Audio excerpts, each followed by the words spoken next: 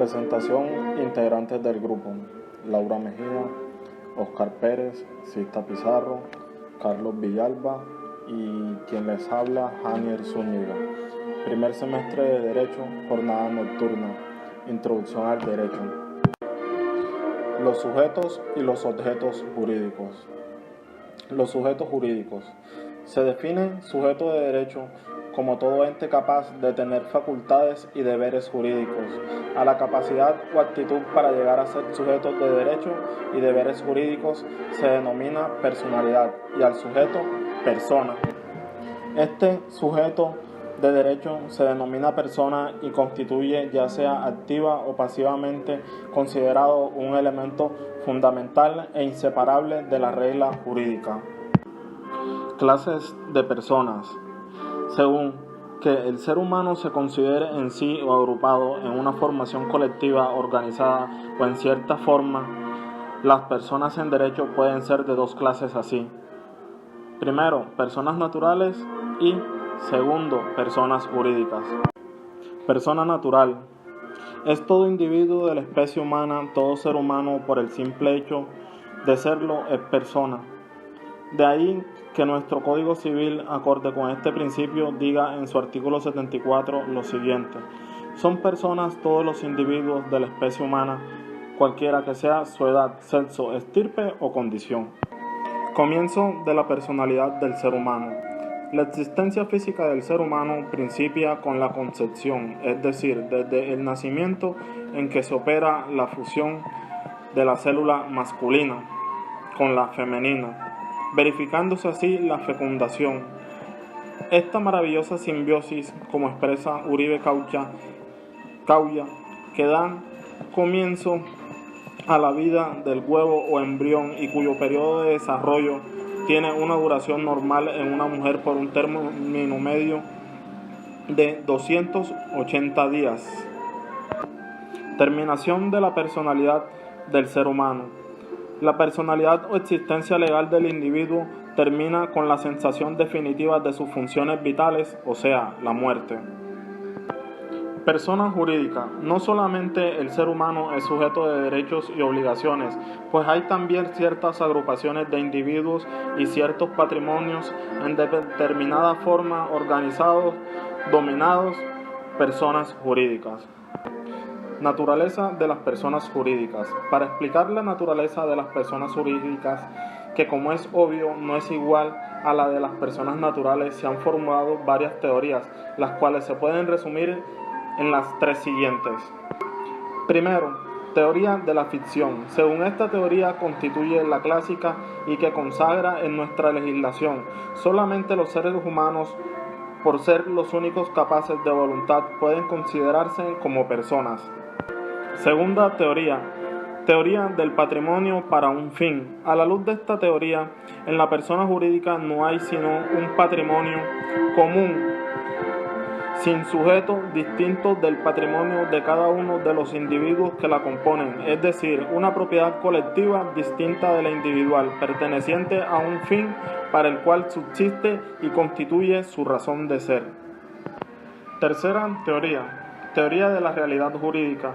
La teoría de la realidad jurídica de la persona colectiva, considerada por muchos entendidos como la más científica, sostiene que la persona jurídica no es una creación de la ley, ni la pretendida propiedad colectiva sin sujeto, sin las características peculiares de la propiedad, sino un hecho natural, un organismo supraindividual, la cual, aunque consistentemente en un ser abstracto, que pertenece a la realidad de los hechos sociales.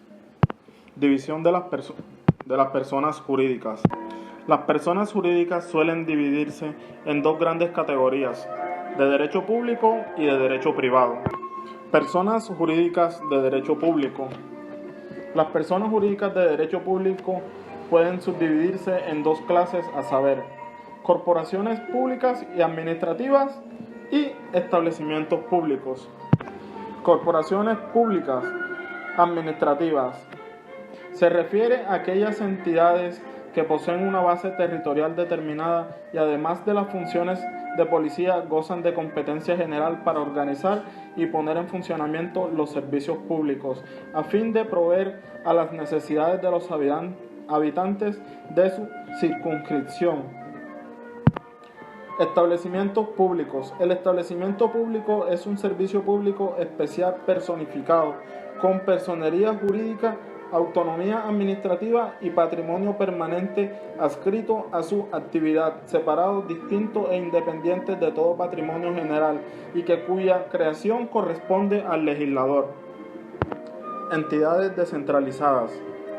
En 1968, en virtud de los decretos 1050 y 3130 de ese año, se implantó en Colombia una reforma administrativa que unificó el régimen de los diversos organismos administrativos existentes y, entre otras disposiciones, estableció que las personas jurídicas del orden nacional, conocidas en ese entonces con las expresiones instituciones, entidades o empresas oficiales o semioficiales, se designarían con el nombre genérico de entidades descentralizadas, las cuales se dividió en tres tipos, que son las siguientes: establecimientos públicos, empresas industriales y comerciales del Estado y sociedades de economía mixta.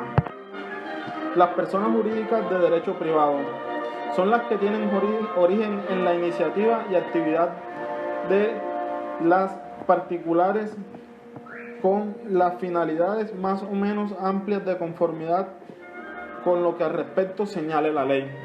Las personas jurídicas de derecho privado, según la utilidad y finalidad que persigan, pueden subdividirse en dos clases así: asociaciones sin ánimo de lucro y sociedades sin ánimo de lucro. Asociaciones sin ánimo de lucro se caracterizan porque el objeto principal que persiguen es el bienestar, ya sea físico o intelectual o social o moral o espiritual de sus asociados.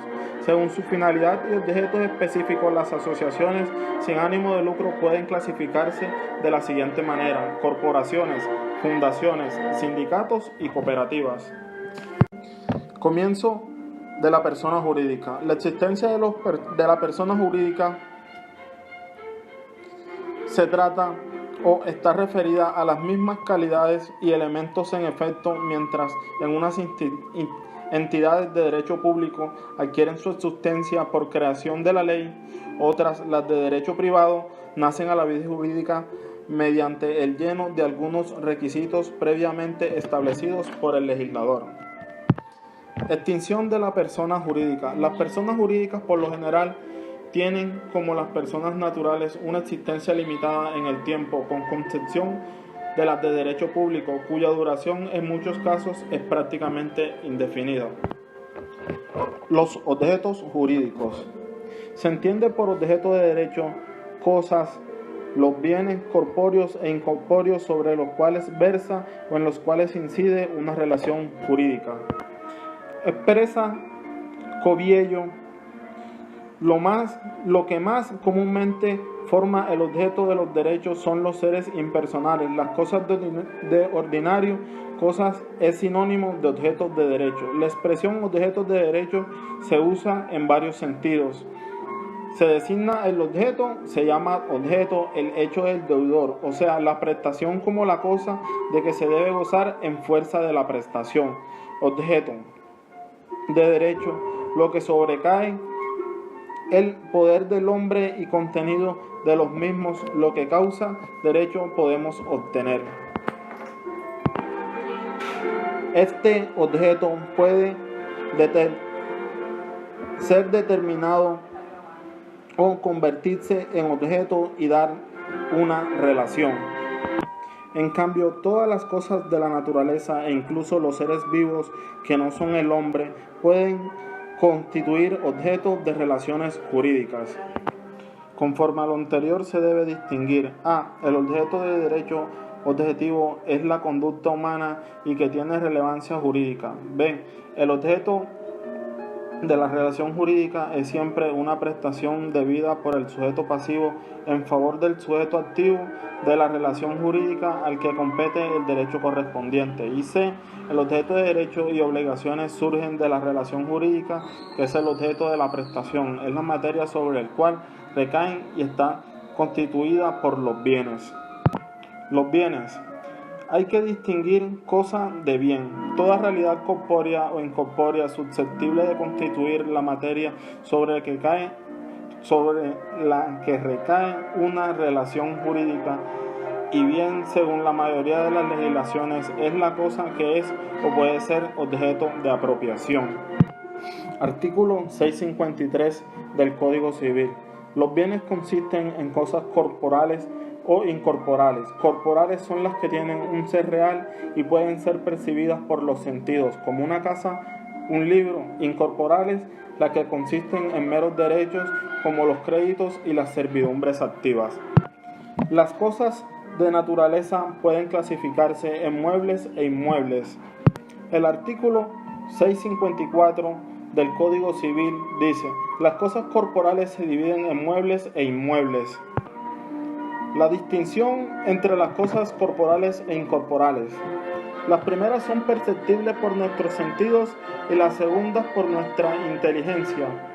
Cosas incorporales comprenden las obligaciones, derechos, acciones y obras de ingenio, derechos de autor, nombres comerciales, etc.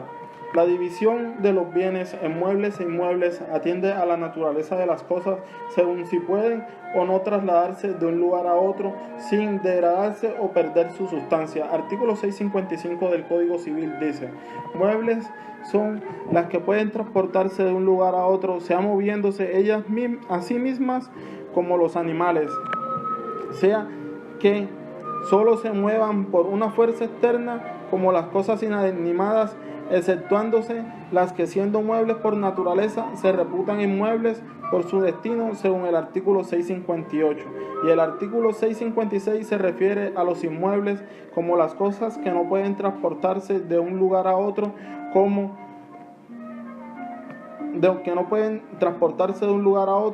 las tierras y minas, y las que adhieren permanentemente a ellas, como los edificios y los árboles.